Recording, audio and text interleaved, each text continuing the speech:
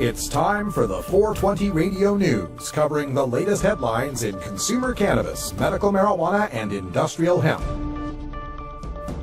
Transcripts of 420 Radio News are available daily on our website at 420radio.org.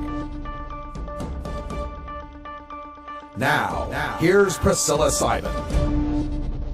All right, everybody, it's your 420 Radio News for Tuesday, July 29th, 2014. The New York Times Editorial Board has come out in favor of legalizing marijuana. In its Sunday editorial that launched a week-long series of editorials in favor of legalization, the Times wrote, quote, "It has been more than 40 years since Congress passed the current ban on marijuana, inflicting great harm on society just to prohibit a substance far less dangerous than alcohol," end quote. The editorial, entitled "Repeal Prohibition Again," explains, quote, "There are no perfect answers to people's legitimate concerns about marijuana use. But neither are there such answers about tobacco and alcohol, and we believe that on every level, health effects, the impact on society, and law and order issues, the balance falls squarely on the side of national legalization," end quote. Reaction to the editorials has reverberated throughout national media, with most responses in support of the Times' decision to support legalization. That's right. And when we get to behind the headlines after this segment, I'll tell you some of the few negative reactions that are coming out from some of the usual suspects. To me, my favorite part of the editorial with the New York Times is when they said, it was something to the effect of, there are legitimate concerns about youth and marijuana use. That's why we advocate legalizing for adults 21 and over. Done. That's it. We're not going to discuss it anymore. It's like, of course, weed's bad for kids if they're using it in excess. Nobody's talking about legalizing weed for kids. And by every indication, what we're doing now with prohibition isn't stopping kids from getting weed. So why shouldn't we try something new where we put the weed in adults-only stores and we check kids' IDs for it? You know, like they did in Colorado recently, Priscilla. They had that sting and they couldn't find any pot shop that would sell the kids. 0 for 21. We were on point, man. We know what's up. The Los Angeles Times, meanwhile, is focusing on one of the most pernicious aspects of the drug war, drug courts. The story notes that, quote, "Those charged with marijuana possession are the single largest group of offenders sent to drug court treatment programs," end quote. John Roman, a senior analyst at the Urban Institute, says, quote, "The problem is very few people who have those serious problems get into one of those drug courts. Instead, we take all kinds of people into drug court who don't have serious problems," end quote. The story mentions marijuana possessors who once may have gotten off with a small fine, who are now enrolled into drug courts and treatments for months, which they must pay for. Harold Pollack, a professor at University of Chicago, explains, quote, "People want these programs to be successful," end quote, and that a major reason the drug courts can boast such success is because they avoid tackling the hard cases. Yeah, and this is something we've been saying here on the Russ Belville Show for years now, is that this is the lie of drug courts. You go and you get a whole bunch of people to get into your drug court program. Well, you don't want the people that have a serious addiction to cocaine, meth, or heroin. They're tough to rehab. But you get a whole bunch of pot smokers who have jobs and health insurance that will pay for the rehab, of course. But they have jobs, and you threaten them with a loss of their job or incarceration at the threat of, P tests that determine whether or not they're going to go to jail. Wow. What an amazing success rate you have getting those addicts to stop using marijuana. That's exactly the scam that's going on here with the drug court system. And of course, they're always going to go after the marijuana users because we are the ones that are employable and we are the ones that have the money to pay for those drug court systems. Yeah. A Republican congressman from Pennsylvania has proposed a bill to remove high CBD/low THC marijuana from the Controlled Substances Act. The Charlotte's Web Medical Hemp Act of 2014 would legalize not just the famous Charlotte's Web strain popularized in the Dr. Sanjay Gupta documentary Weed, but any cannabis strain containing less than 0.3% THC. Quote, "No one should face a choice of having their child suffer or moving to Colorado and splitting up their family," said Representative Scott Perry, the bill's sponsors. Quote, "We live in America, and if there's something that would make my child feel better and they can't get it because of the government, that's not right," end quote. In this year alone, 11 states have legalized the use of non-psychoactive form of medical marijuana with near unanimous support in their state legislatures. Yeah, and it's an interesting little framing shift we're getting with this now. They're calling it therapeutic hemp or medical hemp. Anything we can do to distinguish that, no, this isn't the evil, icky marijuana that has THC in it that gets you high. And the problem, of course, with that framing is that it's that same kind of we're patients, not criminals framing. Well, gee, if it's not therapeutic hemp, then it must be marijuana, the evil stuff that people smoke to get high. And to me, it's just a demonization, a backhanded demonization of THC and a diminishing of its medical utility, the pain-killing utility of THC, how it helps people with post-traumatic stress. I mean, there's so much anxiety and so forth. And even for these people that need the CBD treatments, they need a certain ratio of THC to help it along as well. And a lot of these, the CBD legislations, less than 0.3% THC is oftentimes, hard to get when we're talking about breeding these plants, and oftentimes ineffective for these people that need a stronger ratio of THC. The true a combination of the two is what I've heard is definitely really beneficial. A combination of the CBD and THC. Exactly. And so the true solution for medical marijuana is just legalization of marijuana. Yeah. The senators from Washington and Colorado are urging the Obama administration to give clear guidance to their states as legalization rolls on. Democratic Senators Michael Bennet and Mark Udall of Colorado and Maria Cantwell and Patty Murray of Washington wrote a letter to White House Chief of Staff Dennis McDonough and Attorney General Eric Holder to call for a, quote, "clear and consistent and uniform interpretation and application," end quote, of federal drug laws in relation to their home states.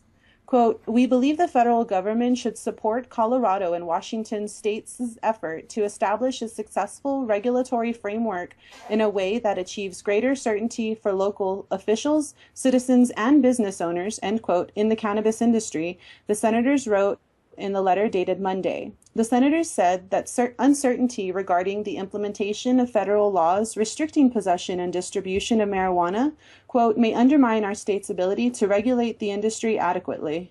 Let me translate from Washington speak.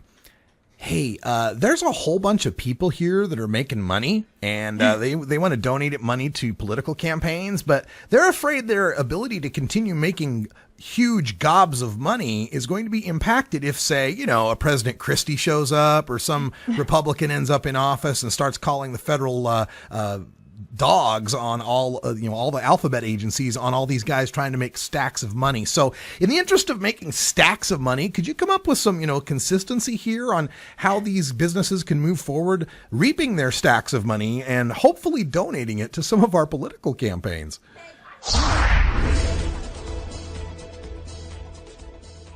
A new Quinnipiac University poll shows already huge support for medical marijuana is growing. As was found in their May poll, 88% of Florida voters support medical marijuana, with seniors' support sitting at 83% and Republicans at 80%. Question 2. The proposed medical marijuana amendment in Florida needs 60% of the vote to pass. When it passes, 71% of Floridians would be comfortable with a dispensary in their neighborhood, with 57% of seniors and 58% of Republicans in support. When it comes to recreational legalization, 55% are in support, up from 48% last November. Women trail men by 15 points, with 61% of men for legalization, but only 49% of women.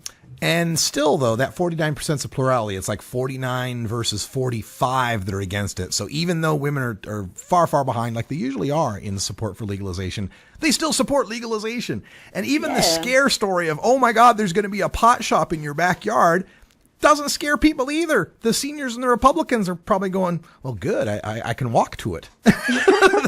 That'll be great.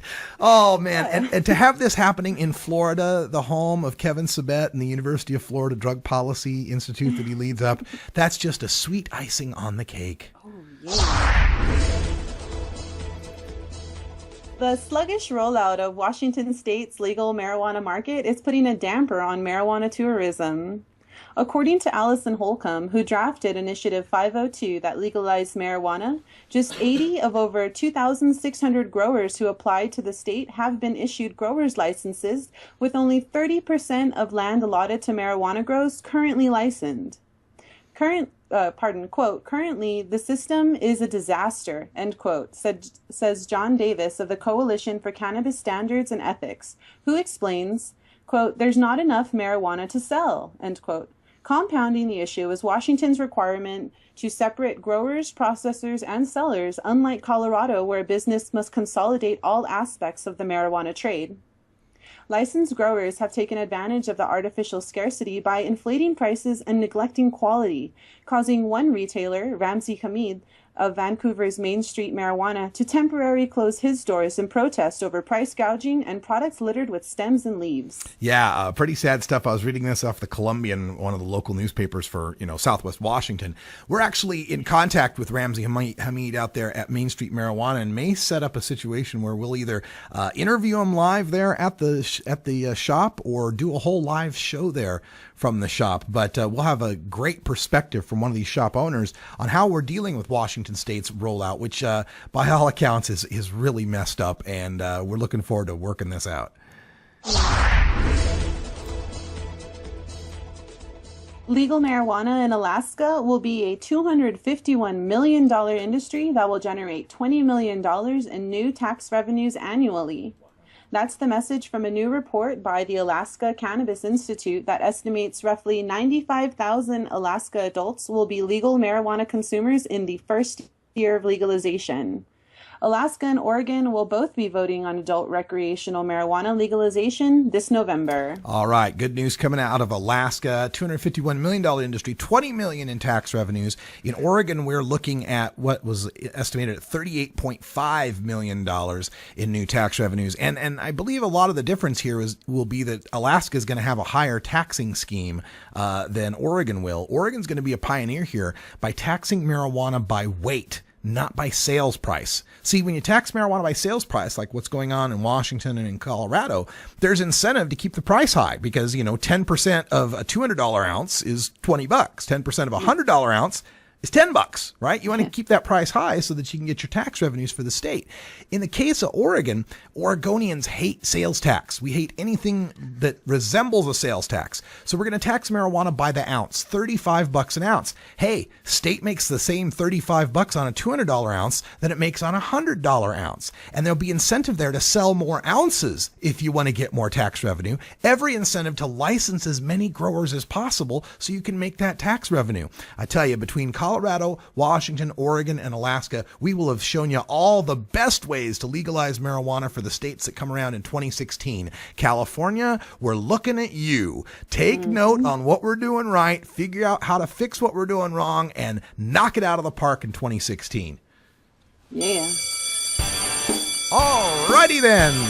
It's 4:20 in the Mountain Time Zone. That means Priscilla has to attend a mandatory union-required local 420 safety break. Priscilla, you got something good for the safety break today? I do, just chilling with Larry. All right, Larry OG? Yeah, Larry OG. All right, we'll see you next time, tomorrow. Next time, We're tomorrow. back with Behind the Headlines after this.